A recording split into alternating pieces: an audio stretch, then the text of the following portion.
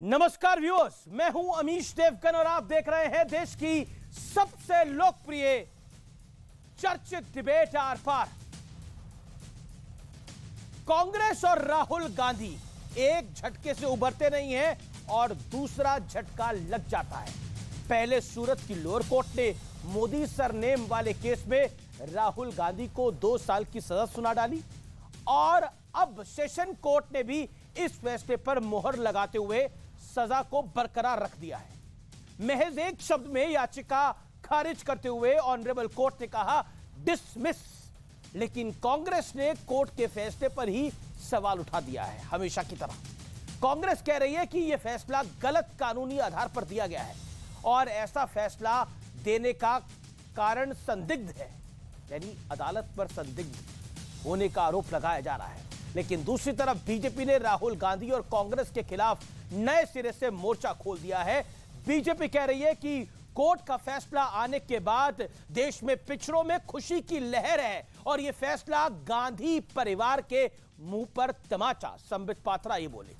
BJP यह भी कह रही है कि इस फैसले ने कांग्रेस परिवार का घमंड चूर चूर कर दिया है, लेकिन यह भी तथ्य है कि सिर्फ एक बयान ने राहुल गांधी से सांसद का पद तक छीन लिया, उनका बंगला भी छिन गया है और तो और राहुल गांधी के 2024 के चुनाव लड़ने पर भी बहुत बड़ा संकट खड़ा हो गया है। व्यूअर्स, आज सबसे बड़ा सवाल यह है कि क्या चुनावी रणनीति में जुटी कांग्रेस पार्टी अब राहुल पर रणनीति बनाने में उलझ गई है। आज देश की सर्वोच्च बहस, देश की सबसे बड़ी बहस, प्राइम टाइम के सबसे बड़े कार्यक्रम में आर पार में बात होगी फंस गई रे कांग्रेस।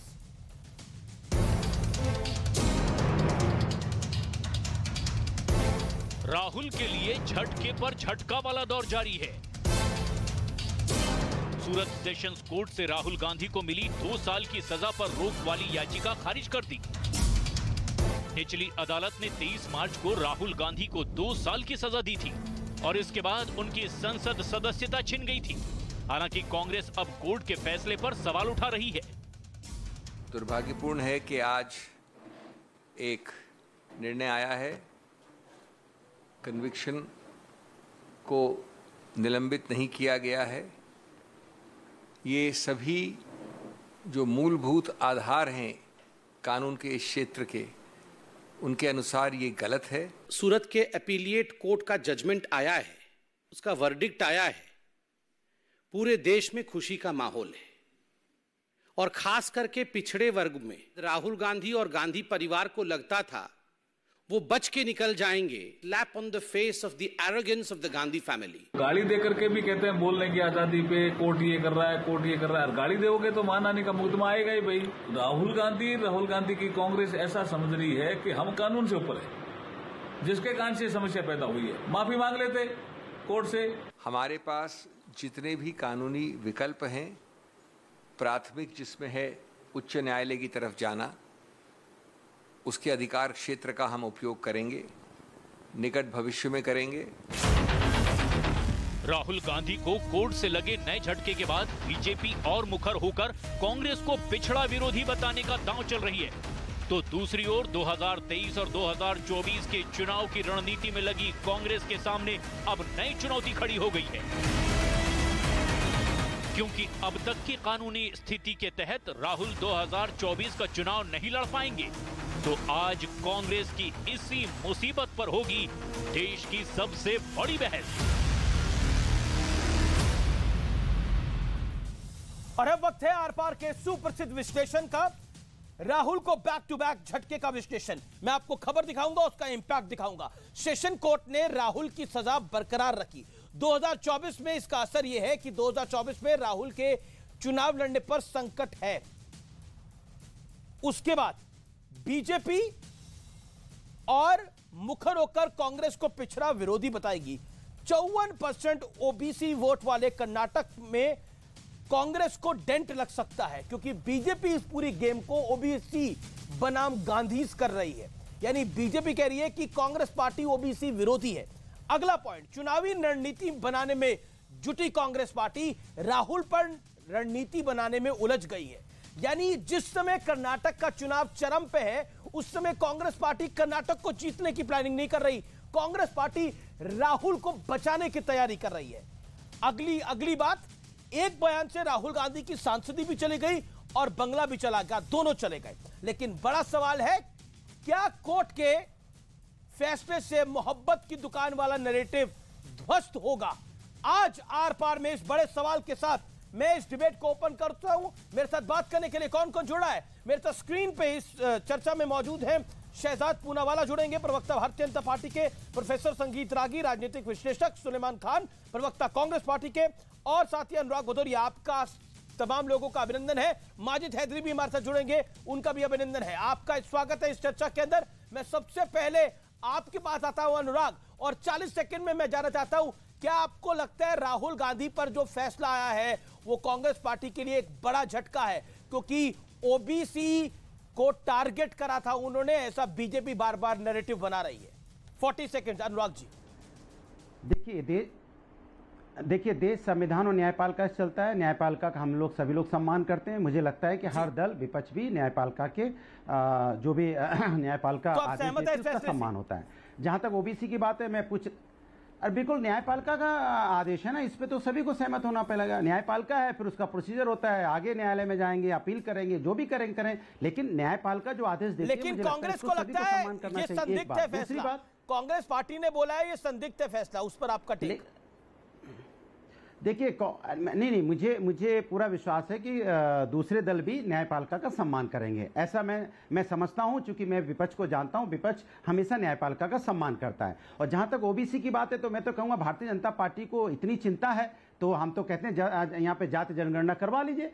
तब उस समय तो आप नहीं तैयार होते हो, पता चल जाएगा कितना ओबीसी है, कितना और यहाँ पे कास्ट के लोग हैं। इतनी अगर आप कास्ट की राजनीति करना चाहते हो तो हम तो शुरू से करें ना, आप जाति जनगणना कराइए। ठीक है, तो भारतीय जनता पार्टी जाति जनगणना क्यों नहीं कराना चाहती? अच्छा, मुद्दे का नहीं, सुविधा के अनुसार आप बात करेंगे। आपको जब सुविधा होगी तो आप बैकवर्ड की बात करेंगे, फॉरवर्ड की बात करेंगे, या अति दलित या पिछड़े की बात करेंगे। जब आपको जो सहूलियत होगी उसके हिसाब से तो नहीं चलेगा ना, देश आपके सहूलियत से नहीं चलेगा। इसलिए जाति जनगणना कराइए, आपके पक्ष में रहेगा, पता चल जाएगा किसकी कितनी संख्या है।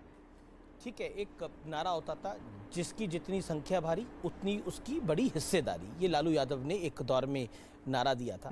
लेकिन आज के इस दौर के अंदर बीजेपी को लगता है कि संख्या के बल में वो बड़े हैं। यानी सत्ता में अधिकतर राज्यों में आपकी सरकार है, केंद्र में आपकी सरकार है, ओबीसी का बड़ा vote share Bharatiya Janata party के पास है, कांग्रेस के पास टोटल कुल मिला के 52 सीटें हैं। आप उनको कह रहे हैं कि वो ओबीसी विरोधी है। क्या आपको लगता है आपका ये नैरेटिव सेट हो जाएगा? क्योंकि कांग्रेस को तो फैसला ही संदिग्ध नजर आ रहा है। शहजाद जी, ऐसा है, ओबीसी का करो अपमान, करो उन पर वार, जब कोर्ट कन्विक्ट करे तो चिल्लाओ अत्याचार, जीभ काटने वाली बात करके सड़कों पर करो कोर्ट के खिलाफ दुष्प्रचार और दुर्व्यवहार, और फिर कहो कि संविधान के ऊपर एक परिवार। देखिए, आज 3 बिंदु ये बार बार उठाते थे, और आज मैं 27 पेज का ऑर्डर लेकर आया हूं अमीश जी। पहला बिंदु उठाते थे कि ये केवल 1-2 मोदियों का ही अपमान किया है, थोड़ी सारे समाज का किया है। पैरा नंबर 12 में, पेज 12 पर कहा गया है कि ये केवल एक व्यक्ति का नहीं बल्कि पूरे मोदी जो घांची समाज में आते हैं उनका अपमान किया गया है। फिर उन्होंने कहा कि हानन फानन में पूरा ट्रायल कैसे हो गया।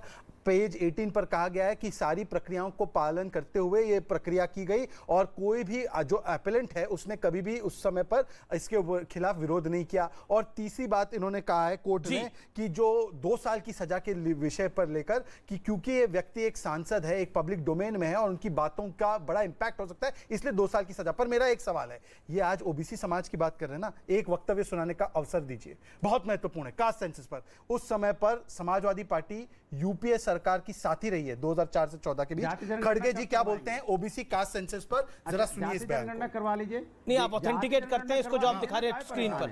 Prime minister to make public details और findings of the caste census that was commissioned by the UPA government in 2011। What happened with that, sir, when you were in power? Was there a problem in releasing those findings when you were in power? No, we were working on that. We worked. Finally, naturally, some people were against it, but we prepared everything. We could, the lot of money spent on that. The intention is that to release it. We did not because of elections came that. Okay, that's the point. Okay. अभी देखिए, और आपके अब नीचे एक लिखा हुआ second, check खड़गे से प्राइम स्माइली बना रखी है आपने। नहीं, एक सेकंड, मैं आपको बता दूं कि खड़गे जी ही नहीं बल्कि जो इनकी सरकार थी, मिलीजुली सरकार, कैबिनेट में पेश हुआ तब उन्होंने मना किया। अजय माकन जो मंत्री थे उन्होंने मना किया, मीरा कुमार ने इसके लिए मना किया। अब मैं इनसे पूछना चाहता हूं कि जब समाजवादी पार्टी के पास सरकार थी 2004 से लेकर 14 तक यूपीए की, तब उन्होंने क्यों नहीं करवाया? और आज जो लोगों ने उनके साथ कैसे खड़े? पर विषय आज वो नहीं है, विषय ओबीसी का अपमान है। क्या अनुराग भदौरिया ओबीसी के अपमान के साथ खड़े हैं? उन्होंने तो पहले ही कोर्ट के फैसले का स्वागत किया। उन्होंने बोला राहुल जी को सजा मिली है, उसका स्वागत कर रही है समाजवादी पार्टी। यही किया ना आपने अनुराग? देखिए, हिंदुस्तान टाइम्स में लिखा गया है मीरा कुमार अपोज हम न्यायपालिका का सम्मान। ओके, अनुराग आप गोल घुमाने वाले नहीं है। मैं इनसे पूछ रहा हूं कि जाति जनगणना करवाएंगे कि नहीं करवाएंगे? अभी सरकार आपकी है और बार बार मैं इस बात को दे रहा हूं, पता चल जाएगा ना कि आप कितना पक्ष में हैं। तो आप कितना पक्ष में ओबीसी के, कितना पक्ष में आप दलित के, कितना पक्ष में फॉरवर्ड के, पता चल जाएगा किसकी संख्या कितनी है। उसके हिसाब से उनकी मदद हो जाएगी। भाई जो कमजोर होंगे, अगर संख्या में जिनके कमजोर होंगे उनकी अर्थव्यवस्था भी कमजोर होगी, आर्थिक स्थिति अच्छी नहीं होगी, पता चल जाएगा, उनकी मदद हो जाएगी, सरकार मदद करेगी। तो आप इसमें क्यों चर्चा कास्ट सेंसस में नहीं है, परंतु जनगणना नहीं करवाना चाहते। मुझे बात पूरी करनी है। आप बात पूरी करेगा, लेकिन मुझे कांग्रेस के प्रवक्ता को भी लेनी चाहिए, इंतजार कर रहे हैं। केवल एक वाक्य, ठीक है, 15 आप पहले अनुराग जी क्योंकि इतना चढ़ के बोल रहे हैं, पहले बोल दे कि कांग्रेस जिसने कास्ट सेंसस को ठंडे बस्ते में डाला वो ओबीसी विरोधी, और आपकी सरकार थी साथ में मिलके, तो क्या आप भी ओबीसी विरोधी थे? पहली बात। और जो ओबीसी का अपमान किया गया, मोदी समाज के सभी लोगों को चोर बोलना, ये क्या सही है या गलत है? इस पर बोलिए। आप ओबीसी कास्ट सेंसस की बात बाद में करना, पहले ओबीसी के अपमान के विषय पर बोलिए। जाति जनगणना करवाइए ना, क्यों नहीं? ओबीसी मतलब ओबीसी का अपमान जायज है, मतलब ओबीसी का अपमान जायज है। मुझे अनुराग आपका ये समझ नहीं आता, पहाड़ा पढ़ना होता है 10 का। आप पहाड़ा तो पढ़ते नहीं, आप एबीसीडी सुनाने लगते हैं। जब एबीसीडी सुनानी होती है तब काका सुनाने लगते हैं। आज कास्ट सेंसस पे बात नहीं है। जिस दिन कास्ट सेंसस पे बात होगी आप अतीक अहमद की बात करने लगेंगे, जिस दिन अतीक अहमद की बात होगी आप बेरोजगारी की बात करेंगे। कमाल का है आपकी महानता, कमाल की अनुराग भाई, मतलब कमाल है। मतलब एग्जाम कोई भी हो, हमको जो आता है वही लिख के आएंगे। एग्जाम पे कुछ भी हो, हमें जो लिखना आता है वही लिख के आएंगे। टीचर डिसाइड कर ले अपने। जाति जनगणना नहीं कराना चाहते? नहीं, हम कमाल है आपका। दूसरी तरफ आप दूसरा ही पहाड़ा पढ़ने लग जाते हैं। तो बीजेपी का है, ना विषय ना कुछ। ओके, रुकिए, सीज फायर। ओके अनुराग भाई, कांग्रेस के वक्ता को आने दीजिए। देखिए, ओके, ऑडियो अप डाउन करिए। अनुराग भाई, मेरा निवेदन स्वीकार करिए प्लीज। सुलेमान खान बड़े दिनों बाद आए हैं हमारे साथ, कांग्रेस पार्टी के प्रवक्ता हैं, वकील हैं पेशे से। सुलेमान जी, आपका अभिनंदन है। सवाल बहुत सीधा है। भारतीय जनता पार्टी कह रही है कि यह तमाचा है कांग्रेस को। कांग्रेस जो राजशाही परिवार समझती है गांधी परिवार को, वो कोर्ट से ऊपर नहीं है। और आप भी कोर्ट के ऑफिसर हैं, क्या कोर्ट का फैसला संदिग्ध है? यह कहना सही शब्द है? आपकी बात का जवाब दूंगा। कल एक राहुल गांधी जी ने ट्वीट किया था, वो पढ़ दूं जरा। एयरपोर्ट सेठ के, पोर्ट सेठ के, बिजली सेठ की, कोयला सेठ का, सड़कें सेठ की, खदानें सेठ की, जमीन सेठ की, आसमान सेठ का, सेठ किसका? सेठ साहिब का। और इसके आगे मैं जोड़ देता हूं, साहिब सेठ के। मुझे लगता है कि ये जो राहुल जी ने कल ट्वीट किया से समझ गए होंगे कि सारा देश जो परेशान है, जो ज्यादती और जुल्म हो रहा है। हमारे मित्र समाजवादी से अनुराग भदौरिया जी कास्ट सेंसस की बात कर रहे थे, बहुत जरूरी है क्योंकि सेठ ही सब लिए जा रहा है, सेठ ही पूरा डाका डाले जा रहा है। तो ओबीसी को, शेड्यूल कास्ट को, ऑपरेस्ड क्लास को, बैकवर्ड क्लास को कैसे मिलेगा कुछ? इसीलिए कह रहे हैं कास्ट सेंसस करिए। अब आ जाइए जजमेंट पे। जो आज हमारी एप्लीकेशन डिसमिस हुई है फॉर स्टे ऑफ कन्विक्शन, हमारी अपील में जो स्टे ऑफ कन्विक्शन की एप्लीकेशन थी वो डिसमिस हो गई जी। वो जो डिसमिसल ऑर्डर, पहले तो ओरिजिनल जजमेंट जो है क्रिमिनल डिफेमेशन में अमीर जी, जिसमें राहुल जी कन्विक्शन हुई है, 2 साल की मैक्सिमम सेंटेंस मिली है, वो इनकरेक्ट है, इलीगल है, एरोनियस है।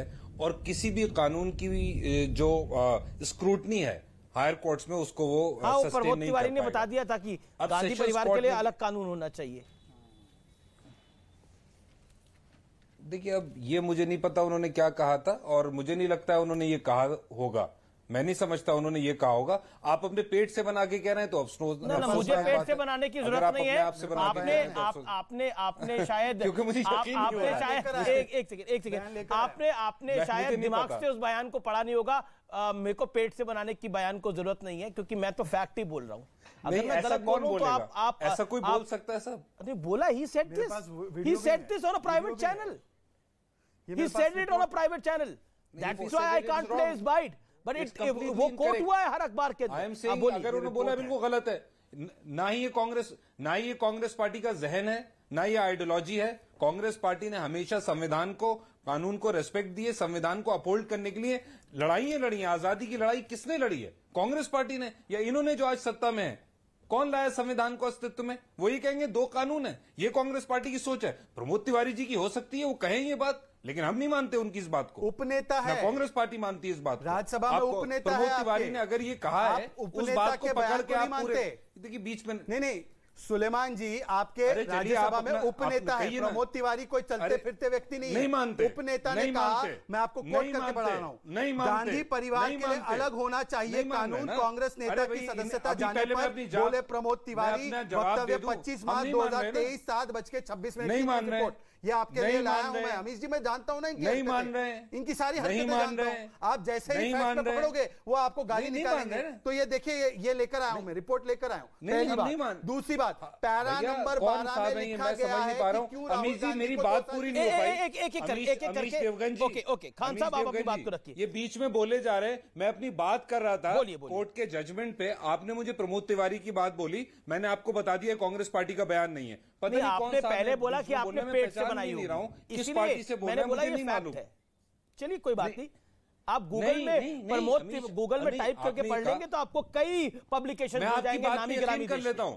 मैं आपकी बॉस मैं आपकी बात पे यकीन कर लेता हूं कि आप सच बोल रहे हैं। मैंने नहीं सुना।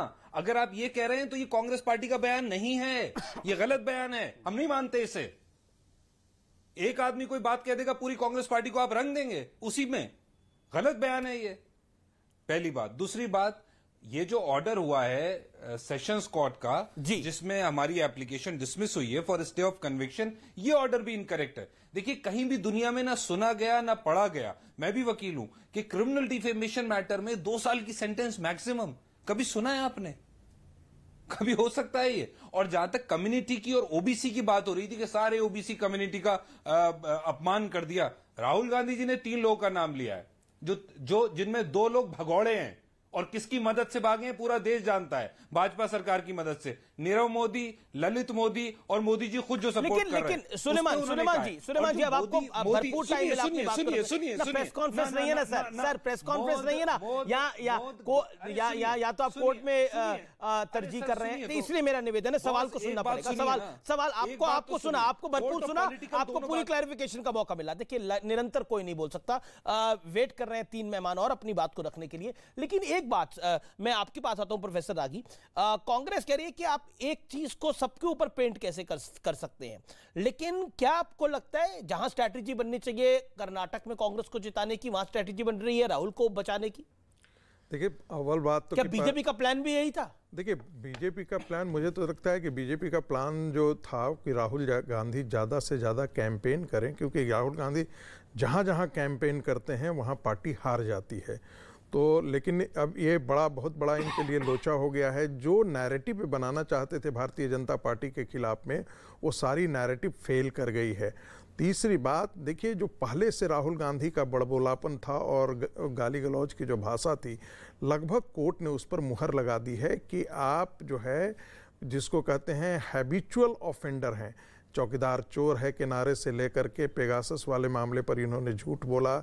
इसके बाद नरेंद्र मोदी, तू लाठी से पिटेगा, डंडा से पिटेगा, तू तड़ाक की भाषा। आप कह रहे हैं हैबिचुअल ऑफेंडर है। ये यदि आप उनका पूरा आप भाषण पढ़िए तो राहुल गांधी में कभी भाषाई संस्कार नहीं दिखा। ये मैं कह सकता हूँ, बहुत गंभीरता से कह रहा हूँ, कि एक इतनी बड़ी पार्टी के जो व्यक्ति अध्यक्ष रहा हो, उसमें इस प्रकार की मानसिकता हो कि वो तू तड़ाक से बात करे और प्रधानमंत्री जैसी गरिमा में पद के लिए, तो मुझे लगता है भाषाई संस्कार से वो हमेशा रहित रहे। तीसरी बात यह है कि ऐसे मौके पर, जवाब ले लेते, ऐसे मौके पर जब आपको कर्नाटक में चुनाव है, सांसद आपने जो देखिए, बस 10 सेकंड में अपनी बात खत्म कर लूंगा, उसके बाद आप कहिएगा। देखिए, वो जो विक्टिम कार्ड खेलना चाहते राहुल गांधी, इमोशनल कि भाई गलती हुआ है, कोर्ट ने एक तरफा फैसला ले लिया है, बिना सोचे समझे हुआ है, मुझे लगता है कि आज का जो फैसला है उसने मुहर लगा दी है। जवाब ले लेते हैं, जवाब बड़ा कंसीडर्ड ओपिनियन। ओके, सुलेमान साहब, पॉइंटेड सवाल। जब आपको कर्नाटक की रणनीति बनानी चाहिए, आप रणनीति बना रहे हैं, राहुल जी को कैसे बचाना है, क्या आपको लगता नहीं है ये आपका पॉलिटिकल लॉस है? ये बिल्कुल निराधार बात है। राहुल गांधी ने अभी तो कोई स्ट्रैटेजी नहीं बना रहे आप राहुल जी को बचाने के लिए? कौन लीडर है? एक तो ये डिनाई कि आप राहुल जी को नहीं बचाने के लिए कोई मीटिंग, कोई स्ट्रैटेजी नहीं हो रही? लीडर बॉस, अरे आप लोग तो देखो अमीश जी, मैं आपको एक बात कहूं, या तो बात पूरी करने दिया करिए। कभी एक साहब बीच में बोल रहे थे, इससे पहले जब मैं अपनी बात कह रहा था आपने मेरी बात काट के दूसरे साहब के पास ले गए, अब मैंने शुरू किया फिर। इससे अच्छा है बोले ही नहीं, हम चुपचाप बैठ जाए। ना आप लोग बोलने देते हैं, ना पार्लियामेंट में राहुल जी को बोलने देते हैं, ना कुछ करने देते हैं। पता नहीं क्या बात है, जो वो लोग कह रहे हैं, बीजेपी कह रही है उसको बुलवा रहे हैं, आप उसी को सच कह रहे हैं, उसी का आप भी डंका पीट रहे हैं। क्या तरीका है ये? मैं तो आप ही की बात को ऊपर रख रहा हूं। मैं बोल रहा हूं कि राहुल जी को बचाने को लेकर कोई मीटिंग वगैरह आपके यहां नहीं हो रही? सर मैंने अपनी बात पूरी। विक्टिम कार्ड बड़ी जल्दी खेल लेते हैं आप लोग। बात कही ना, अब विक्टिम कार्ड एक आपने जेब में रखा हुआ है, तुरंत निकालते हैं। ये देखिए विक्टिम कार्ड, हमें बोलने नहीं दिया जा रहा। अभी सबसे ज्यादा आप ही बोले 3 मिनट, 3.5 मिनट, लेकिन विक्टिम कार्ड फटाक से निकाल लेते हैं।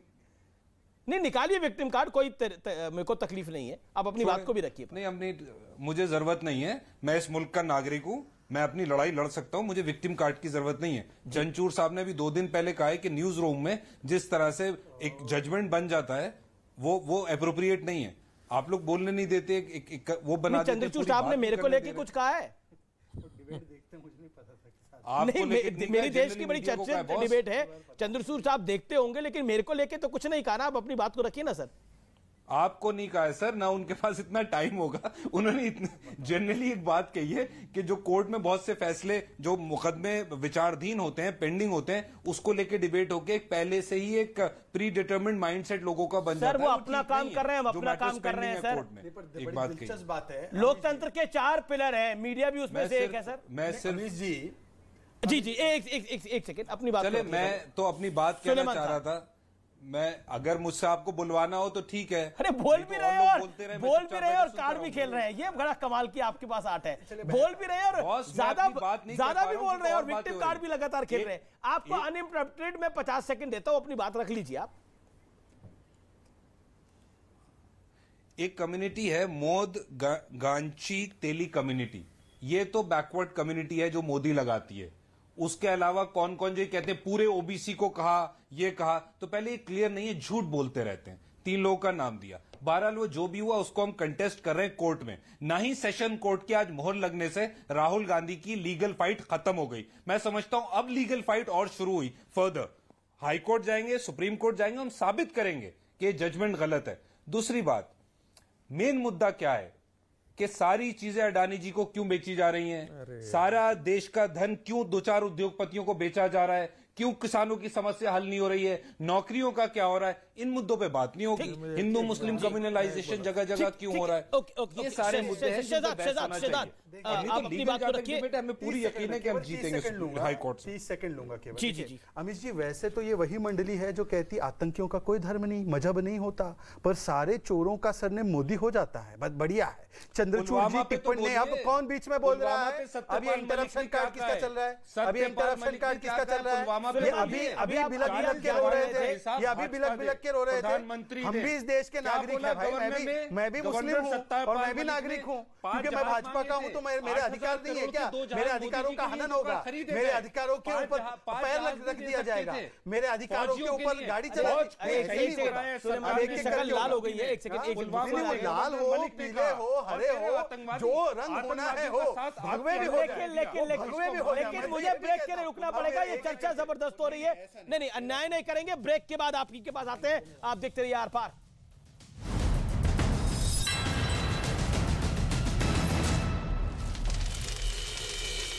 75वें स्थापना दिवस पर उसकी मीडिया ग्लोबल टाइम्स ने एक वीडियो जारी किया जिसमें ताइवान से चल रहे तनाव के बीच चीन ने दुनिया को अपनी ताकत दिखाने की कोशिश की।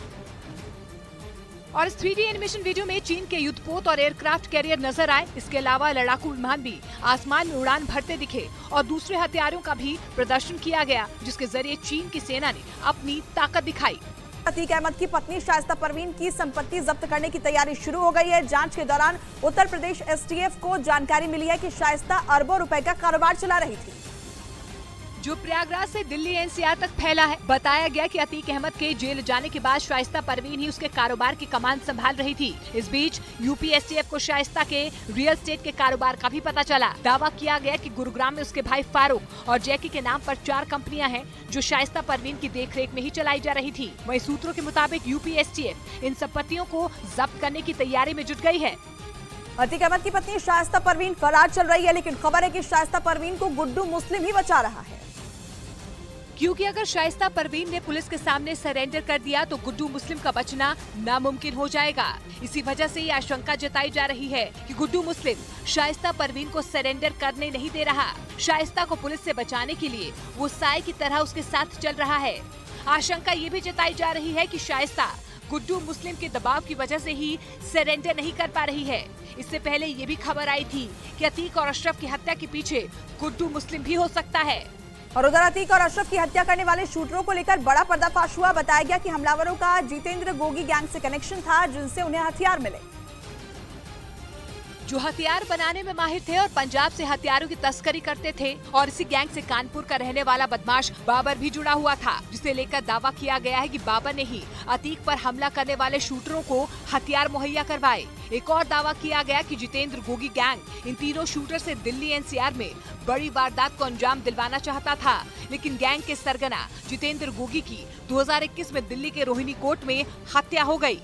लेकिन तीनों शूटरों की चाहत अपराध की दुनिया में बड़ा नाम कमाने की थी। दावा किया गया कि तीनों शूटर लॉरेंस बिश्नोई की तरह गैंगस्टर बनना चाहते थे और इसी वजह से वो दिल्ली के गोगी गैंग के संपर्क में आए और बाद में चलकर अतीक और अशरफ की हत्या का प्लान तैयार किया, जिसे अंजाम देने के लिए वो 13 अप्रैल को लखनऊ से बस के जरिए प्रयागराज पहुंचे। उनका प्लान तो अतीक और अशरफ को 14 अप्रैल को ही कोर्ट में पेशी के दौरान ढेर कर देने का था, लेकिन पुलिस की कड़ी सुरक्षा और भीड़ की वजह से वो कामयाब नहीं हो पाए। जिसके बाद उन्होंने कॉल्विन अस्पताल से 1.5 किलोमीटर दूर रेलवे स्टेशन के सामने होटल में कमरा लिया और वहीं रुके और होटल के कमरे में रहते हुए कॉल्विन अस्पताल की रेकी की। बताया जा रहा है कि पुलिस की जांच में आरोपियों को मोबाइल से कॉल्विन अस्पताल के वीडियो मिल सकते हैं,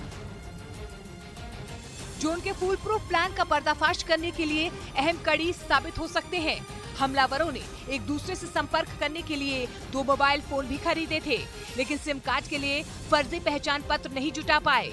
तीनों शूटर अतीक की हत्या करने के लिए मीडिया कर्मी बनकर आए थे। जितेंद्र गोगी गैंग से कनेक्शन की वजह से ही उन्हें एनसीआर चैनल की आईडी और कैमरा मिला और 15 अप्रैल को तीनों शूटर ने अतीक और अशरफ की तब हत्या कर दी जब उन्हें मेडिकल जांच के लिए प्रयागराज के कॉल्विन अस्पताल ले जाया जा रहा था। सिर्फ प्रयागराज ही नहीं, कौशाम्बी में भी अतीक अहमद की पत्नी शाइस्ता परवीन की तलाश की जा रही है। कौशाम्बी में गंगा के तराई इलाकों में पुलिस ने सर्च ऑपरेशन चलाया, क्योंकि पुलिस को सूचना मिली थी कि शाइस्ता परवीन गंगा के तराई इलाकों में छिपी हुई है, जिसके बाद इस इलाके में भारी पुलिस फोर्स के साथ सर्च ऑपरेशन चलाया गया। कई घरों की तलाशी ली गई तो ड्रोन कैमरों की मदद से भी चप्पे चप्पे की चेकिंग की गई। फलाना और उसके आसपास के गांव, कछार और खेतों में, बागों, बगीचों में आज एक सर्च ऑपरेशन हम लोगों ने चलाया था, जो उच्चाधिकारियों के निर्देश पे था। गंगा के तराई इलाकों में पुलिस और पीएसी के जवानों ने सर्च ऑपरेशन चलाया, लेकिन यहाँ से भी उन्हें खाली हाथ लौटना पड़ा। शाइस्ता परवीन 40 दिनों से फरार है। पुलिस उसकी तलाश में जगह जगह दबिश दे रही है और खबर ये भी है कि वो नदी के रास्ते पश्चिम बंगाल जा सकती है। और यही वजह है कि पुलिस ने अब गंगा नदी के तराई इलाकों में अतीक की पत्नी की तलाश तेज कर दी है, क्योंकि आशंका है कि शाइस्ता नदी के रास्ते बंगाल जा सकती है, जहां से उसके लिए बांग्लादेश और पाकिस्तान जाना आसान हो जाएगा। लिहाजा पुलिस इस बार कोई रिस्क नहीं लेना चाहती।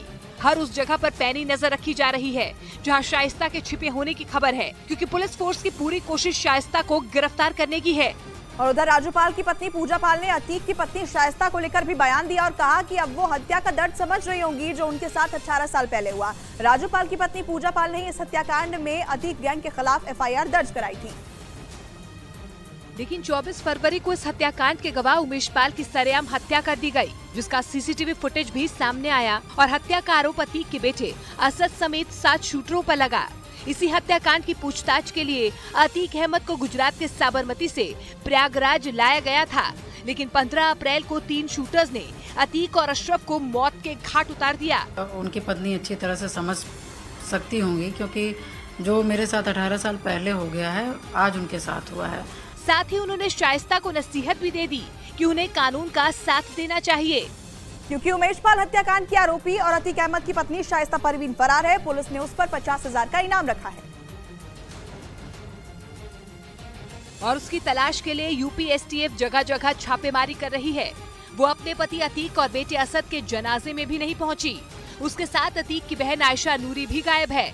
अब आशंका जताई जा रही है कि शूटर गुड्डू मुस्लिम शाइस्ता को सरेंडर नहीं करने दे रहा है, क्योंकि उमेश पाल हत्याकांड में गुड्डू मुस्लिम भी शामिल था। जैसा आप करोगे आपको रिटर्न में वही मिलता है। उमेश पाल राजूपाल हत्याकांड में अहम गवाह था, जबकि राजूपाल की 2005 में तब हत्या कर दी गई थी जब उनकी शादी के सिर्फ 9 दिन हुए थे। और एक तरफ पुलिस अतीक की पत्नी शाइस्ता परवीन की तलाश कर रही है, तो दूसरी तरफ मुख्तार अंसारी की पत्नी अफशा अंसारी पर भी शिकंजा कसता जा रहा है। गाजीपुर पुलिस ने अफशा अंसारी पर इनाम की राशि बढ़ा दी है। पहले उस पर 25,000 का इनाम था, लेकिन अब उस पर 50,000 का इनाम घोषित कर दिया गया है। अफशा अंसारी पर होटल लैंड डील के अलावा नंदगंज में सरकारी जमीन पर कब्जा करने का आरोप है और पुलिस रिकॉर्ड में उसका नाम IS 191 गैंग की सदस्य के रूप में दर्ज किया गया है। अफशा अंसारी काफी समय से फरार चल रही हैं। उस पर गाजीपुर के साथ मऊ और लखनऊ में भी कई आपराधिक मामले दर्ज हैं। अतीक गैंग के बाद अब मुख्तार अंसारी की फैमिली की टेंशन बढ़ गई है। हेट स्पीच मामले में मुख्तार के बेटे अब्बास अंसारी को बड़ा झटका लगा है। इस मामले में अब्बास अंसारी की जमानत अर्जी खारिज कर दी गई है, यानी साफ है कि आने वाले दिनों में उनकी मुश्किलें बढ़ सकती हैं। अब्बास अंसारी ने 3 मार्च 2022 को विधानसभा चुनाव के प्रचार के दौरान सरकार आने पर अधिकारियों को हिसाब किताब करने की धमकी दी थी, जिस पर चुनाव आयोग ने सख्त रुख अपनाया था और अब्बास अंसारी के खिलाफ मऊ कोतवाली में FIR दर्ज करवाई गई थी और पुलिस ने भी अपनी जांच में अब्बास अंसारी को हेट स्पीच का दोषी पाया था। अतीक अहमद और अशरफ की हत्या पर जारी सियासत पर बीजेपी नेताओं ने विरोधियों पर हमला बोला और कहा कि देश को बदनाम करने की साजिश रची जा रही है। विरोधियों पर निशाना साधते हुए बीजेपी नेता संगीत सोम ने कहा कि विदेशी मीडिया और राजनेताओं में गठजोड़ हो गया है। देश की छवि खराब करी जा रही है। आज भी जानते हैं तुष्टीकरण की राजनीति करना, हिंदू मुस्लिम की राजनीति करना, अखिलेश यादव हो चाहे ओवैसी हो चाहे कांग्रेस हो, ये धर्म विशेष की राजनीति करके आज ये चलने वाला नहीं है। वहीं दूसरी तरफ अनिल विज ने भी विरोधियों पर निशाना साधा। और जब किसी माफिया को कोई सुई या कांटा लगता है तो दर्द राजनेताओं को होती है। वेलकम बैक व्यूअर्स, आप देख रहे हैं आर पार। लेकिन इस समय की सबसे बड़ी खबर है नरोड़ा गांव केस के अंदर बड़ा अपडेट है। हिंसा केस में फैसला आ गया है और सभी 68 आरोपी बरी हो गए हैं। माया कोडनानी बरी हो गई है। इस समय की ये बड़ी खबर है। नरोड़ा पाटिया बहुत फेमस केस था। माया कोडनानी को इसमें जेल भी हुई थी एक समय पर, लेकिन माया कोडनानी समेत 68 आरोपी 28 फरवरी 2002 जब गुजरात दंगे हो रहे थे तब का घटनाक्रम है, उसमें सब आरोपी बरी हो गए हैं। इस समय की सबसे बड़ी ब्रेकिंग स्टोरी है। लेकिन दूसरी ब्रेकिंग स्टोरी आ रही है कि कांग्रेस पार्टी के प्रवक्ता, कांग्रेस पार्टी के नेता गौरव वल्लभ ने बयान दिया है अतीक अहमद और इमरान प्रतापगढ़ी को लेकर। कांग्रेस का बयान आया है और वो बयान क्या है आपको बता देते हैं। गौरव वल्लभ का बीजेपी पे निशाना है इस मुद्दे के ऊपर। अतीक की बीजेपी नेताओं के साथ भी तस्वीरें हैं। तस्वीर से क्या होता है, इमरान प्रतापगढ़ी पर कांग्रेस का बयान आया है। बीजेपी ने आज हल्ला बोला था इस पूरे विषय के ऊपर। यह ट्वीट है जिसमें इमरान प्रतापगढ़ी अपना भाई दिखा रहे हैं अतीक अहमद और अशरफ को, जो दोनों मारे गए एक हत्याकांड के अंदर। लेकिन दोनों दुर्गंध अपराधी थे, गैंगस्टर थे, गुंडे थे, मवाली थे। और इमरान प्रतापगढ़ी की सिर्फ कहानी ये नहीं है, बीजेपी ने वो वीडियो भी आज ट्वीट करे हैं जिसमें इमरान प्रतापगढ़ी कांग्रेस के राज्यसभा सांसद अतीक अहमद की शान में कसीदे पढ़ रहे हैं और ये तक कह रहे हैं कि मैं देश में कहीं भी जाता हूं, मुझे पता है कि एक शख्स मेरे पीछे हमेशा खड़ा रहेगा। इलाहाबाद में बैठा अतीक अहमद, ये खुद इमरान प्रतापगढ़ी जो सांसद है राज्यसभा के, कांग्रेस के स्टार प्रचारक है कर्नाटक के, वो कह रहे हैं, गौरव वल्लभ कह रहे हैं कि बीजेपी के नेताओं की भी तस्वीरें हैं। तस्वीर से क्या होता है? देखिए, ये केवल तस्वीर नहीं, मैं आपको वीडियो सुनाना चाहता हूं। ये दो तरफा प्रेम था। ये कह रहे हैं अतीक अहमद इमरान प्रतापगढ़ी के लिए, हमारे छोटे भाई कहिए या हमारे दिल की धड़कन कहिए, हमारा भाई इमरान प्रतापगढ़ी। मतलब कि ये एक तरफा कसीदा नहीं था, वो उसको दिल की धड़कन बोल रहा है और वो उसको सबसे ऊंचा दर्जा दे रहा है। और ये सम्मान भाव अतीक के लिए, पुनिया जी ने कहा अतीक जी, तेजस्वी ने कहा अतीक जी। एक कांग्रेस का कार्यकर्ता नेता जो प्रत्याशी था, उसने तो शहीद स्टेटस और भारत रत्न की मांग कर दी है। इसलिए हो रहा है क्योंकि वोट बैंक के लिए ये ओबीसी समाज का अपमान करते हैं। देखिए, ओबीसी समाज के अपमान पर एक भी शब्द सुलेमान नहीं कह रहे, पर सुलेमान अब डिफेंड करेंगे इमरान प्रतापगढ़ी ने जो सम्मान दिया है अतीक अहमद को, और कहेंगे कि ये बिल्कुल दिया जाना चाहिए। और ये वही अतीक है जिसने राजू पाल, उमेश पाल, निषाद समाज के व्यक्ति की हत्या की है। तो कांग्रेस की विकृत मानसिकता और सोच इस प्रकार से है कि लेकिन कांग्रेस का ऑफिशियल बयान आया कि फोटो किसी के साथ हो सकती है। सर, फोटो एक बात है, आपको मैं एक सुना देता हूं। फोटो नहीं, एक सेकेंड। ठीक, ये फोटो नहीं है। अहमद का किरदार और इलाहाबाद, ये एक शायर का दावा है। जी जी जी जी जी ये शायर का दावा है कि अतीक अहमद बहुत बड़ा हीरो है। जी जी, सुलेमान नरोड़ा पाटिया पे सभी आरोपी बरे हो गए हैं और अतीक पर जो बीजेपी का आरोप है, सॉरी इमरान प्रतापगढ़ी पर जो बीजेपी का आरोप है। देखिए, मैं कोई तोता तो हूं नहीं, जैसे अभी वो कह रहे थे ना कि सुलेमान ये करेंगे, तोते की तरह रट लिया बोलते रहे। अपना जहन भी होता है। मेरा जहन ये है, जो आप नरोदा पाटिया वाला जो आपने मसला किया, बरी हो गया होगा, अब ऐसे ही हो रहा है, होता रहे। इसमें बाबू बजरंगी भी हैं, मोदी जी के साथ कैबिनेट मिनिस्टर भी थी, माया कोडनानी वो भी थी, और जो उनका रोल है वो सबके सामने है। हो सकता है अदालत में, कोर्ट में एविडेंस नहीं हो पाया हो और बरी हो गए हो, मुझे तो मालूम नहीं इसकी इंट्रिकेसी इस मुकदमे की। लेकिन हाँ, हमने बाबू बजरंगी की वो वीडियो जरूर देखी है जिसमें उसने ये कहा है कि जब मैंने एक मुसलमान महिला जो प्रेग्नेंट थी उसका पेट काट तो राजीव गांधी का वीडियो भी देखा होगा, बड़ा पेट गिरता है तो धरती हिलती है। बोलो, तो मुझे महाराणा प्रताप की तरह लगा कि नहीं देखा है? जगदीश टाइटलर का वीडियो देखा है कि नहीं देखा है? ये कौन सा है? सज्जन कुमार का वीडियो देखा था, इतना इनको क्यों दर्द हुआ? बाबू बजरंगी का भाई कौन है? ये बाबू बजरंगी का भाई कौन बोल रहा है? ये बाबू बजरंगी का भाई है कोई? ये कोई भाई है बाबू बजरंगी का? जो बाबू बजरंगी के किसके पेट में दर्द हुआ? अहमदाबाद, बाबू बजरंगी पे किस पे पेट में दर्द हुआ? को अंजाम देने वाली कांग्रेस पार्टी का कोई अधिकार नहीं बनता है। पर बताइए, मैं अपनी बात क्या आप इमरान प्रतापगढ़ी के साथ है जब वो अतीक के कसीदे गा रहा है? सुलेमान खान को बोलने दीजिए। अमीर जी कौन है ये कौन है? अच्छा, ये लाल कौन सा पीले हरे होने वाले बाबू बजरंगी पे क्यों इतना परेशान हुए? बीजेपी के प्रवक्ता है, जवाब दे रहा हूँ। अब आप बोलेंगे अतीक अहमद कौन थे, इमरान प्रतापगढ़ी कौन है? बाबू बजरंगी का, ये वही बाबू बजरंगी है। प्रमोद तिवारी को भी खारिज कर रहे हैं। अरे ये माय लॉर्ड है, माय लॉर्ड। अरे सुन तो ले बॉस। अच्छा, let him answer, let him answer. अरे लाल होने वाले चेहरे में माय लॉर्ड है।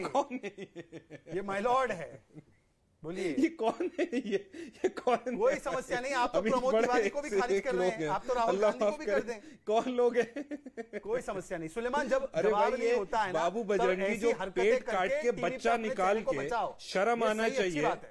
अच्छी बात। अरे भैया, है कौन ये? सुलेमान, अच्छी बात है। कौन? सुलेमान। अच्छा अमीश सुनिए, सुलेमान, ये वही बाबू बजरंगी है। देख सुलेमान, तुझे तो नहीं पता होगा, तुझे तो केवल अतीक पता है। बाबू बजरंगी ये वही है जो कहता है कि मैंने तेरी जानकारी केवल मुख्तार और अतीक तक सीमित है। सुन तो लो, तू कैसे शहजाद को पहचानेगा? तू केवल अफजल को जानता है, तू केवल याकूब को जानता है। सुलेमान, गलती तेरी नहीं है। प्यार है अतीक से, मुख्तार से, इनके साथ तेरी गलती थोड़ी है। लेकिन अरे तेरी केवल याकूब, अफजल और अच्छा, अब वो 40 सेकंड बोल दीजिए। तेरी गलती नहीं है। अरे बेटे, तेरी नहीं है। क्यों लाल हो गया सुलेमान? सुलेमान नहीं, ये क्या मतलब है? बेटे वो आपके बेटे थोड़ी है। सुलेमान लाल, ये क्यों बोलना किसी को बेटे? सुलेमान लाल मत हो जाओ। ये कौन है? ये सुलेमान लाल मत हो सकता है सुलेमान लाल मत हो। हम नहीं हो रहे हैं। बेटा नहीं हो रहे लाल नहीं हो रहे, चेहरे पे तो दिख रही है शिकन बेटा कि कैसे अतीक पे हो गई इतने बयानबाजी, कैसे हो गई अतीक के खिलाफ ऐसे कार्रवाई से हमारा कोई ताल्लुक नहीं है। हम संविधान को अपहोल्ड करना चाहते हैं। तो बोलो इमरान प्रतापगढ़ी ने जो बोला है वो संविधान के खिलाफ है। बोलो इमरान प्रतापगढ़ी से नाता तोड़ोगे, बोलो इमरान प्रतापगढ़ी को स्टार कैंपेनर बनाया क्यों बनाया? बजरंगी बच्चों को काट के निकालने वालों के साथ हो तुम। हम संविधान को बचाने वाले हैं। क्या बताओ ना, जवाब दो। बाबू बजरंगी कहता है पेट काट के बच्चा तलवार पे लटका दिया तो महाराणा प्रताप लगा मुझे। ऐसे लोगों के साथ खड़े होंगे, शर्म आना चाहिए। सड़ाबाज समाज है वो, अगर ऐसा सोचता है। वो समाज सड़ चुका है। और जहां तक अतीक की बात है, अगर कानून की प्रक्रिया लागू हो हर किसी कौन के है लिए, कोर्ट? हर किसी के लिए, सुलेमान कहता हर है किसी के कौन लिए, हो तुम हर किसी के लिए बराबर कानून होना चाहिए। अतीक ये के कौन है? ये बोल कौन रहा है? इसका नाम क्या है? तो महिमा मंडन होना चाहिए। ये कौन जोकर है? जी लगाकर बोलना चाहिए। अतीक का कानून की प्रक्रिया के साथ फांसी दे दो, कोई परेशानी नहीं है। अतीक से हमारा कोई मतलब नहीं है, तुम्हारा मतलब है। अतीक बीजेपी के लोगों से मिलता था, बाबू बजरंगी बीजेपी का है। माजिद हैदरी कुछ कहना चाहते हैं। माजिद हैदरी, ये अमीश है कौन आदमी है? ये कौन है जो अतीक का जो साथ दे रहा है? आप सुलेमान खान है, चाहने वाला है? ये कौन माया कुर्नानी का, साध्वी प्रज्ञा का और बाबू बजरंगी का कौन है? ये देखिए, आपके फेलो पैनलिस्ट है, मुझे लगता है कि हमें नहीं मालूम है अतीक वतीक, ना हमारा कोई ताल्लुक है उससे। तो बोलो इमरान प्रतापगढ़ी कसीदे क्यों गा रहा है? एक सेकंड, आप दोनों लगातार बोल रहे हैं। देखिए, आपका ताल्लुक नहीं है। नहीं, सुलेमान खान, आपका निजी ताल्लुक नहीं होगा, आपकी बात को हम एक्सेप्ट करते हैं, लेकिन इमरान प्रतापगढ़ी का निजी ताल्लुक है और बीजेपी ने उसको एक्सपोज कर दिया और कर्नाटक चुनाव तक ले गए हैं। अभी कुछ देर पहले कांग्रेस के प्रवक्ता ने बयान दिया है और कहा है कि बीजेपी की भी ऐसी फोटोएं कई लोगों के साथ होगी। मेरा बड़ा स्पष्ट पूछना है, क्या इमरान प्रतापगढ़ी को, जो कि स्टार प्रचारक है कांग्रेस पार्टी के कर्नाटक के अंदर, क्या आपको लगता है कि वो फायदा करा रहे हैं इससे आपका? पुलवामा पे बहस कर ले, कमाल की बात है। वो जो गवर्नर सत्यपाल मलिक ने बयान दिया उस पे बहस कर ले। मतलब आप अनकंफर्टेबल हैं इस विषय पर बात करने के लिए? बोल दीजिए पास। नहीं, बिल्कुल नहीं, हम तो इस पे हैं। अगर बोलने दिया जाए, अगर हमें बोलने दिया जाए, आप कह रहे हैं कि उसमें बहस कर ले। खबर अभी आई और अभी हमने खबर चलाई आपको, उसमें आप उस पे अवॉइड करना चाहते हैं? एक सेकंड, आप बोल दीजिए इमरान प्रतापगढ़ी पे अवॉइड करिए तो आई अवॉइड। अडानी पे करें, अतीक के एनकाउंटर पे करें, अदानी पे 25 डिबेटें करी है मैंने, शायद आपको आपकी पार्टी ने नहीं भेजा था। नहीं है, कोई ताल्लुक नहीं है अतीक का बीजेपी से। इमरान प्रतापगढ़ी से ताल्लुक है कि नहीं है? नहीं, एक सेकंड, आप मुझे ज्ञान दे रहे हैं कि तुम अदानी पर डिबेट करो। अदानी पर मैंने 25 डिबेट करी है, पार्टी ने आपकी नहीं भेजा तो मुझे नहीं पता, लेकिन आपके सभी नेता है। अब सुनिए, अब आप सुनिए बात को, अब आप पूरी बात को सुनिए। मुझे बताइए, इमरान प्रतापगढ़ी के ऊपर आप क्या कहना चाहते हैं? आपके स्टार प्रचारक है इमरान प्रतापगढ़ी, उनकी शान में अतीक कसीदे पढ़ रहा है, अतीक की शान में वो कसीदे पढ़ रहे हैं। वो अतीक अहमद कल हमारे साथ एक पीड़ित था, वो कहता है मदरसे से बच्चे उठाई इसने, इसके भाई ने। क्या कहते हैं अतीक आप इमरान प्रतापगढ़ी के ऊपर, जो कांग्रेस के राज्यसभा सांसद है? It is nothing to love. Atiq Ahmed से आपको इतना प्यार है तो जाइए ना उसके कब्र पे फातिहा पढ़िए। हम तो नहीं कर रहे उसे याद, अतीक अहमद को आप ही लोग याद कर फातिहा। एक सेकेंड, आपका नेता फातिहा पढ़ के आया वहां पर और भारत रत्न की बात कर रहा है, जिसको पार्टी से निकाला आप लोगों ने। आप कर रहे होंगे, कांग्रेस नहीं कह रही है। करा आपके नेता ने बाहर करा उसको, आपने प्रत्याशी था आपका प्रत्याशी था वो कांग्रेस से। कौन? ऐसे बहुत से लोग होंगे, हमें नहीं पता कौन है वो। कोई हमारा डिसीजन मेकर है, कांग्रेस पार्टी की सोच का आदमी है। एक सेकंड, माजिद हैदरी वेट कर रहे हैं, लगातार वेट कर रहे हैं। माजिद हैदरी लगातार वेट कर रहे हैं। प्रोफेसर आगे, ओके, माजिद हैदरी, राहुल गांधी पूर्व सांसद ही रहेंगे, खारिज हो गई है कोर्ट से उनका मामला, और साथ ही साथ कांग्रेस ने बोला है फोटो तो किसी के साथ भी हो सकता है। अमीश भाई, मुझे लता जी के वो गाना याद पड़ता है कि वो देखो जला घर किसी का, वो टूटे हैं किस्मत के सितारे जी, वो किस्मत हंसी तो ऐसे हंसी के रोने लगे गम के मारे।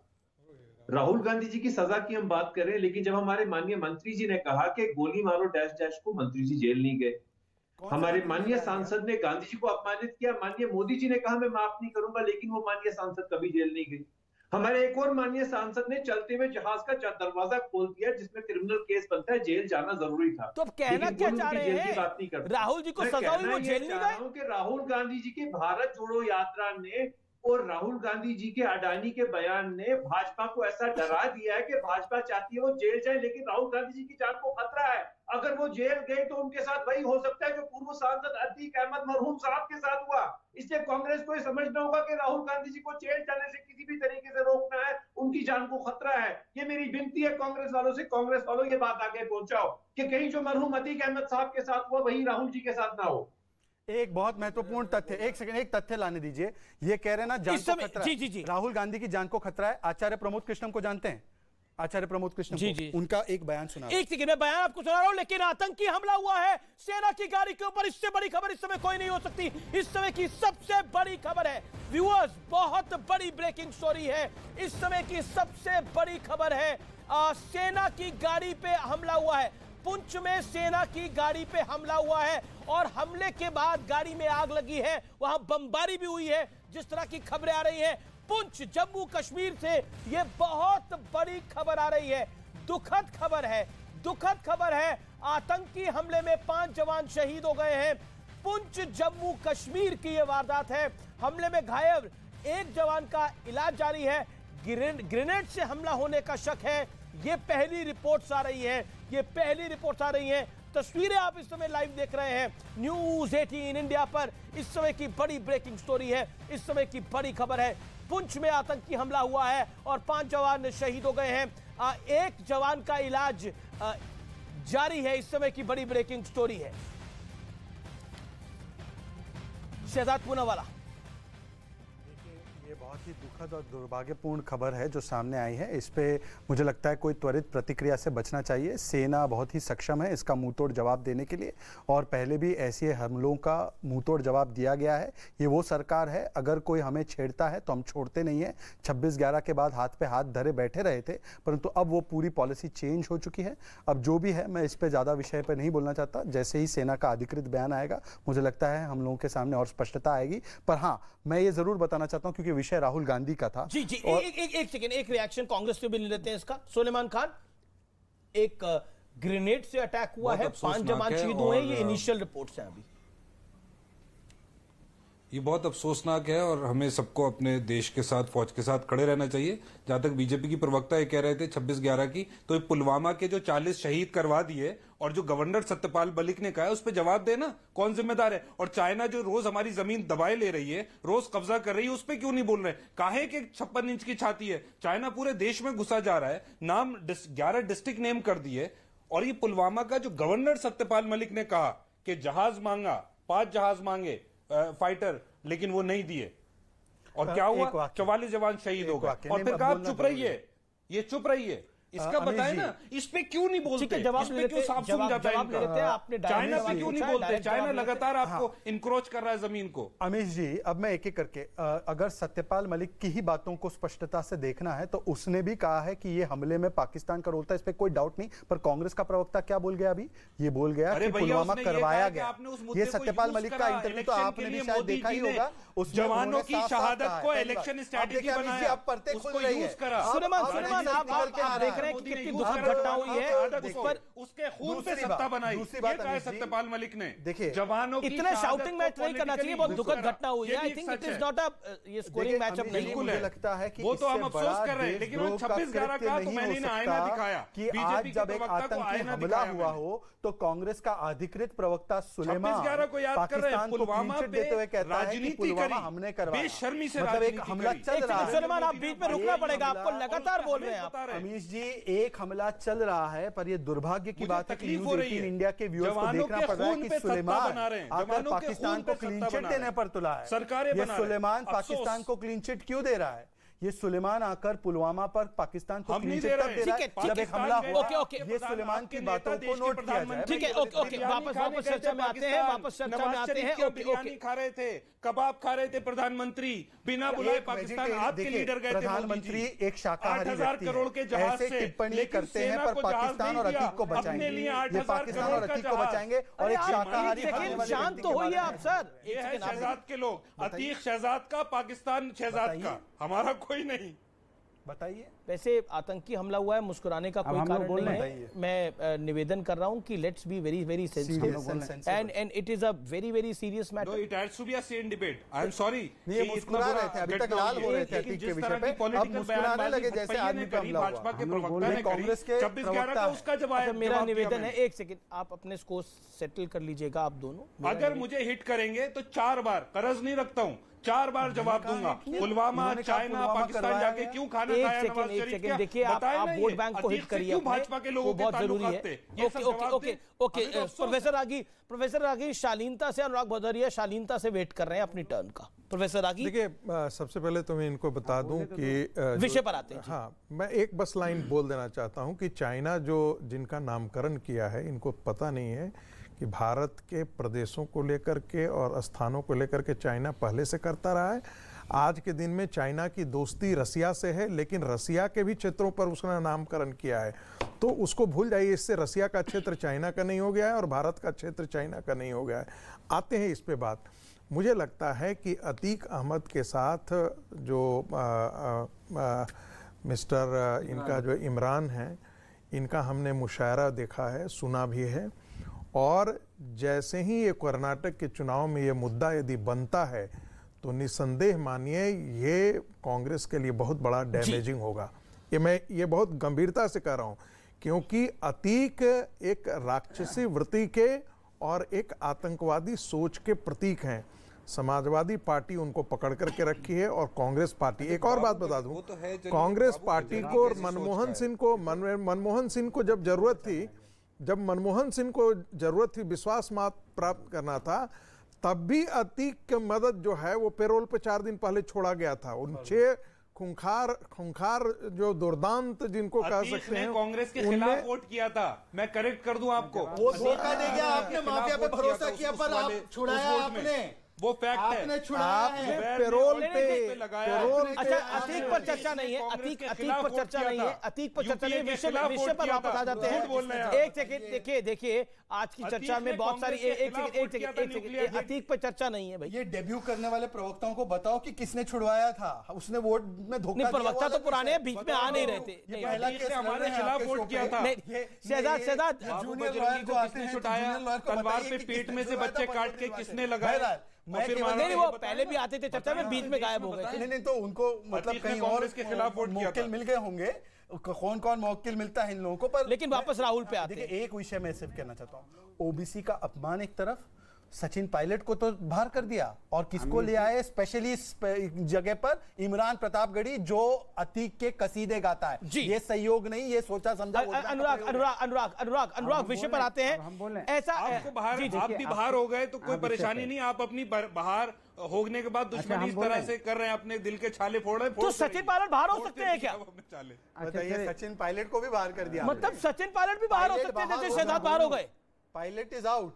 ये अभी this is a breaking story. हम बोल रहे हैं ऑफिशियल स्टेटमेंट, हम बोल रहे हैं। नहीं क्या, नहीं एक सेकंड क्लैरिफिकेशन ले लेते हैं। देखिए, जिस कर्नाटक में कौन कह रहा है पायलट, आपने बोला आप भी बाहर हो गए, जैसे आप भी बाहर हो गए ना, अपनी तकलीफ इस तरह से निकालते। नहीं, अमीश जी, एक चीज क्लियर हो गया कि एक चीज क्लियर हो गया। अच्छा ठीक है, राजस्थान में there is almost a vertical split within the Congress. Okay, let's not discuss about Rajasthan, let's not discuss about anything else. Now the topic is, Anurag तो आज मुस्कुरा रहे हैं क्योंकि मुस्कुराने का उनको कारण ये मिल गया कि अतीक का जो ये पूरा झमेला था ये आज इमरान प्रतापगढ़ी के सिर पे बंध गया, तो उनको थोड़ी रिलैक्सेशन हो सकती है। लेकिन क्या आपको लगता है, तो बीजेपी कह रही है कि कांग्रेस परिवार का घमंड चकनाचूर हो गया है, यानी गांधी परिवार का? देखिए, भारतीय जनता पार्टी को संबित पात्रा ये बात कह रहे हैं। सुनिए, भारतीय जनता पार्टी को देश की जनता ने चुना था और सत्ता पे बैठाया था। दुख और तकलीफ की बात है कि वो देश की जनता के बारे में जरा सा नहीं सोचती है, जनता की तकलीफ के बारे में जरा सा नहीं सोचती है। जनता कैसे जी रही है, कितनी परेशानी में जी रही है, किस कष्ट में जी रही है, इससे कोई लेना देना नहीं है। विपक्ष के नेता क्या कर रहे हैं, उनके घर में क्या हो रहा है, उनकी पार्टी में कौन आ रहा है, उनकी पार्टी में कौन जा रहा है, इसकी भरपूर चिंता है उनको। लेकिन जनता ने जिन्होंने विश्वास से दिया था वोट कि आप आएंगे, उनकी महंगाई कम करेंगे, बेरोजगारी दूर करेंगे, एक सेकंड बोलने दीजिए, किसी के बीच में दर्द दूर करेंगे, उनको रोजगार देंगे, यूथ को पैरों पे खड़ा करेंगे, उसके बारे में आपने कोई चिंता नहीं है, कोई दर्द नहीं है। किसान की इनकम दुगुनी करेंगे, इसका भी दर्द नहीं है आपको। बस अपोजिशन के घर में क्या हो रहा है इसकी तकलीफ, इसके बारे में सोचते हैं। ये है भारतीय जनता पार्टी की सोच। और पूरे डिबेट यूथ को भी खड़ा करा था। एक सेकंड अनुराग को स्क्रीन पे दिखाइए। अनुराग, आप कह रहे हैं यूथ को कैसे खड़ा करना है? एक यूथ को समाजवादी पार्टी ने भी खड़ा करा था पिछले चुनाव में, अब्बास अंसारी को, वो भी यूथ था जो पुलिस वालों को कह रहा था 6 महीने तक तुम्हारी बदली नहीं होगी, यही रगड़ा जाएगा। आप ही ने चुनाव में खड़ा करा था ना अपने। और ये बात राजभर ने बोली कि इस युवा को अखिलेश जी ने टिकट दिलवाई थी। अरे बोलने दो, बोलने दो भाई, काहे को इतना दादागिरी चल रही है? आप सवाल पूछे, मैंने कहा कि पूरे देश की यूथ की बात कर रहा हूं, लेकिन आपकी समस्या ये है कि आप देश की बात नहीं करना चाहते। हम देश की बात अब्बास अंसारी को टिकट आपने दिया और दादाओं की बहुत याद आ रही है जब से अतीक गया है, जब से अतीक गया तब से दादागिरी की बड़ी याद आ रही है आपको। चिल्लाने कि आपको किसी को बोलने नहीं देना है। आप चाहते हो एजेंडा चलाओ, हमारा एजेंडा चलना चाहिए, देश का एजेंडा नहीं चलना चाहिए। ये हाथ पैर की भाषा देश की बात नहीं होनी चाहिए। देखिए, मैं एक ही वाक्य कहूंगा कि देश के आप यूथ को नहीं खड़ा करने में लगा है। तो ये सोचिए, ये क्या देश का न्याय है? यूथ को इन्होंने खड़ा किया है, मुख्तार को खड़ा कर दिया, अतीक को खड़ा कर दिया, सारे दुर्दांत अपराधियों को खड़ा कर दिया। देखिए, एक ही वाक्य कहना चाहूंगा, देखिए इनका नॉन स्टॉप में लाउड स्पीकर नहीं मैं बंद कर सकता, फिर अनुराग भाई 30 सेकंड पानी पीजिए, 30 सेकंड में जवाब सुनिए, फिर जवाब दीजिएगा। ऑडियो डाउन करिए, सर का ऑडियो डाउन करिए। 30 सेकंड सर चुप नहीं होते, ऑडियो ही डाउन करना पड़ता है। देश के प्रतिष्ठित एंकर में इनको दादा दिख रहा है, पर राम गोपाल यादव जी क्या बयान देते? अतीक कौन सा गैंगस्टर था? क्यों मीडिया वाले उसको गैंगस्टर बोल रहे? एक आध कोई घटना हो गई तो गैंगस्टर बोलोगे? ये राम गोपाल यादव का बयान। तो मैं केवल इतना कह रहा हूं, ये राम गोपाल यादव की परिभाषा क्या है? राम गोपाल यादव का जिक्र कर रहे हैं। एक शदाब चौहान आते हैं, उसने बोला एक में तो कन्विक्शन होता। हाँ, एक मर्डर क्या बात है अनुराग भाई? एक मर्डर में क्या होता है? एक कन्विक्शन हो भी जाए तो क्या बड़ी बात है? एक उम्र कैद हो भी जाए क्या बड़ी बात है? ये तो सीवी को आगे बढ़ाता है, इसमें क्या बड़ी बात है? What is the big deal? एक कन्विक्शन कौन सी बड़ी बात है? एक आध मर्डर तो होते रहते हैं, बोलने दीजिए, आदत है मर्डर। एक मर्डर में क्या जाता है? हो जाना चाहिए, क्या जाता है? अरे भाई ठीक, हाथ जोड़ के निवेदन है प्रभु, आप बोलने दीजिएगा। चौथा स्तंभ है आप तो अत्याचार मत करो, बीजेपी कर रही है, लेकिन आप तो ध्यान रखो। अब मैं बोल लूं अगर आपकी इजाजत हो तो? अगर पूरा देश देख रहा है, आप इजाजत दो तो मैं बोल लूं 30 सेकंड? बोलिए। आप इजाजत के साथ बोलते हैं? अगर आप बिना टोके ये बड़ी ब्रेकिंग न्यूज है कि आप इजाजत के साथ बोलिए। इजाजत के साथ नहीं, आप इजाजत के साथ बोलिए। बोलने दीजिए। बड़ी बात क्या है? डाउन करने बड़ी बात क्या है? एक आध कोई आरोप ऑडियो डाउन करने की हिम्मत दिखाइए, मुझे बोलने दीजिए। हाँ बोलिए, मुझे बोलने दीजिए। आप देखिए, सवाल यह है कि उत्तर प्रदेश के अंदर में मैंने बोला था कि फैसले रोड पे नहीं होंगे, फैसले एक को मार के दूसरे को मार के फैसले नहीं होंगे। यहाँ पे गोली और अतीक तो कोर्ट में फैसला कर रहा था, राजू पाल और उमेश पाल का। निषाद का फैसला कोर्ट में किया था अतीक ने। नहीं, अतीक ने क्या फैसले जो पिछड़ी समाज से आने वाले हमारे लोगों को मार के किया था, वो सड़कों पे हो रहा था या वो कानून के तहत हो रहा था? ये कौन सा फैसला? अब बारी है ऑल ऑडियोज डाउन। अब बारी है देश को अलर्ट करने वाली खबर की। जनसंख्या के मामले में व्यूअर्स, भारत बहुत जल्द चाइना को पीछे छोड़ने जा रहा है, सावधान हो जाइए। State of world population report 2023 के मुताबिक इसी साल जून जुलाई तक भारत की जनसंख्या 142.86 करोड़ हो जाएगी। इसी दौरान चीन की जनसंख्या 142.57 करोड़ रहने का अनुमान है। ये आंकड़े बताते हैं, डराते भी हैं। अब वक्त आ गया है कि जनसंख्या पर एक राष्ट्रीय नीति बननी चाहिए। लेकिन हैरानी की बात यह है, इतने गंभीर मुद्दे पर भी सियासत शुरू हो जाती है। अब देखिए, समाजवादी पार्टी के अध्यक्ष अखिलेश यादव कह रहे हैं कि जनसंख्या विस्फोट सरकारी विफलता का बड़ा नतीजा है। अखिलेश जी के मुताबिक सरकार ने लोगों को शिक्षा पर वैसा काम नहीं किया जैसा उन्हें करना चाहिए था। एक नजर से देखें तो श्रीमान अखिलेश जी की बात सही मानी जा सकती है, लेकिन करीब 1 साल पहले उन्हीं की पार्टी के लोकसभा सदस्य शफीकुर रहमान बर्क ने कहा था, बच्चा पैदा करना का ताल्लुक तो अल्लाह से है, इंसान से नहीं है। अल्लाह बच्चा पैदा करता है। सोचिए कितनी अनसाइंटिफिक बात है। तो पालने का भी इंतजाम कर देता है। यानी आबादी, वोट बैंक और तुष्टीकरण वाली सियासत सियासी गाड़ी के दो पहियों की तरह है। हाथी के दांत खाने के कुछ और हैं व्यूअर्स और दिखाने के कुछ और। लेकिन अब वक्त आ गया है कि जब हमें बढ़ती जनसंख्या पर गंभीरता के साथ ध्यान देना होगा।